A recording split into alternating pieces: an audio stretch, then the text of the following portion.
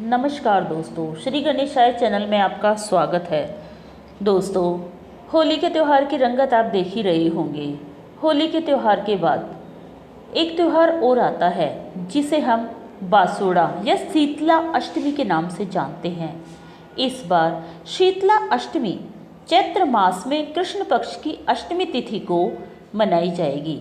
शीतला अष्टमी के रूप में इसलिए इसे मनाया जाता है क्योंकि इसके बारे में पुरानी कथाएं प्रचलित हैं। इस बार शीतला अष्टमी 4 अप्रैल 2021 को पड़ रही है।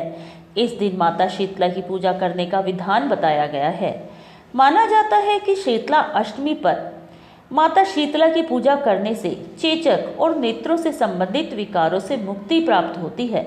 दोस्तों, शीतला अष्टमी पर लोग अपने घरों में चूल्हा नहीं जलाते। इस दिन माता शीतला को दही, राबड़ी, मीठे चावल और मीठी पुओं का भोग लगाया जाता है।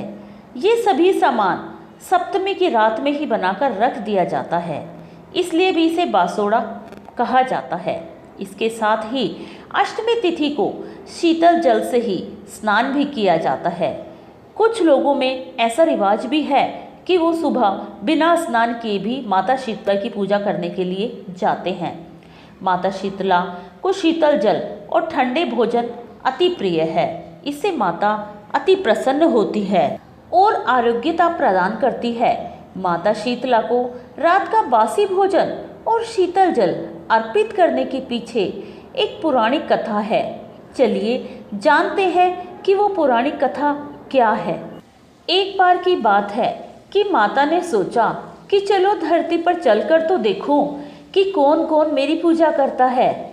माता ने अपना रूप एक बुढ़िया का बना लिया और वह धरती पर चली गई। धरती पर उसने एक गांव को चुना जो कि राजस्थान के डुंगरी गांव था।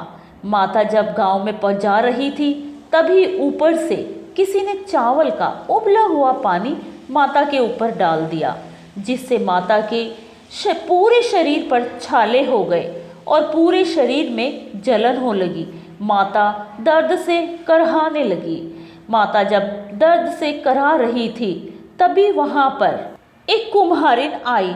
उसने माता को इस तरह से पीड़ित देखा और करहाते हुए देखा तो वह महिला उस बुढ़िया माई को अपने घर ले गई। वहाँ उसने माता के छालों पर ठंडा पानी डाला। इससे माता को बहुत राहत महसूस हुई। इस तरह से माता की इस स्थिति को देखकर उस कुम्हारी को बुढ़िया माई पर बहुत ज़्यादा दया आ रही थी। उसने माता के छालों पर जितना भी ठंडा पानी डाला गया वह डालती जा रही थी। इससे माता के छालों में बहुत ही आराम मिल रहा था। ठंडे पानी की वजह से माता के छालों में बहुत राहत माता को महसूस हुई। इसके बाद कुम्हारी ने माता से कहा, हे माता, मैं तो गरीब हूँ, मेरे पास ताज़ा भोजन तो है नहीं, केवल रात के दही और राबड़ी बचे हुए हैं। अगर आप कहें तो मैं आपके लिए ले आऊँ। तब माता ने कहा, बेटी, जो तेरे घर में है ले आ, मैं उसे खुशी से ग्रहण कर लूँगी। शीतला माता ने बड़ी ही खुशी से राबड़ी और चावल दोनों ग्रहण किए। फिर वह कुमारिन बोली, माता, आपके बाल बिखरे पड़े हैं, अगर आप कहें तो मैं इन्हें संवार दूं। तब माता ने कहा, ठीक है, जैसी तेरी मर्जी। जैसे ही वह महिला शीतला माता की चोटी बनाने लगी तो उसने बालों के नीचे माता की तीसरी छुपी हुई आंख दिखी। यह देखकर वह डरकर भागने लगी। तभी माता ने कहा, बेटी, डरो मत, मैं शीतला माता हूँ और मैं धरती पर ये देखने के लिए आई थी कि मेरी पूजा कौन कौन करता है। माता शीतला अपने मूल रूप में प्रकट हो गई और कुम्हारिन से कहने लगी कि बेटी, मैं तुम्हारी सेवा भाव से विभोर हो गई हूँ और अत्यंत प्रसन्न हूँ। कहो बेटी, क्या मांगती हो। तब कुम्हारिन ने कहा, माता, मैं तो एक गरीब हूँ, मेरे पास तो ऐसा आसन भी नहीं जिस पर मैं आपको बिठा सकूँ। मैं तो ये सोच रही हूँ कि मैंने तो आपकी कोई सेवा भाव भी नहीं की। तब शीतला माता बोली, बेटी, तू गरीब नहीं है, तू तो अमीरों से भी अमीर है। जो तेरे मन में सेवा भाव है वो यहाँ मैंने गांव में किसी के अंदर नहीं देखा।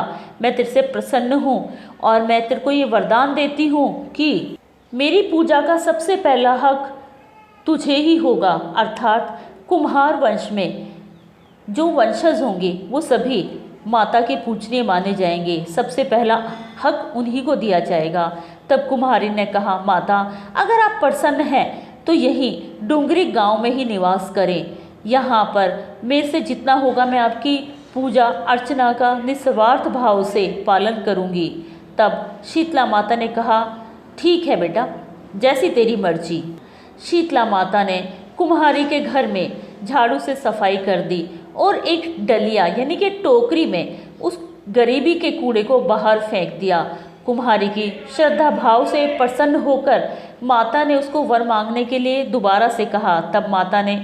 तब कुम्हारी ने हाथ जोड़कर माता के चरण पकड़ लिए। माता प्रसन्न हो गई। हे माँ शीतला, जैसा कुम्हारी को आपने वरदान दिया, सब कुछ दिया, वैसा हम सबको दें, हम सबके रोग कष्ट बीमारी को दूर करें। हे माँ शीतला, जिस प्रकार निस्वार्थ भाव से उसने आपकी सेवा की, कोशिश करेंगे हम सब भी करें। दोस्तों, हमें भी जब भी हम किसी भी भगवान की पूजा प्रार्थना करते हैं तो हमें ये ध्यान रखना चाहिए कि हमारा उसमें कोई स्वार्थ ना हो। निस्वार्थ भाव से अगर आपके घर कोई भिक्षा मांगने वाला आता है, अगर आपके पास भिक्षा नहीं है तो मत दीजिए, लेकिन उसको अपने मुंह से कटु वचन मत कहिए, पता नहीं किस रूप में कौन देव आ जाए। दोस्तों, ये पुरानी कथा शीतला माता की थी जो इस बार आपकी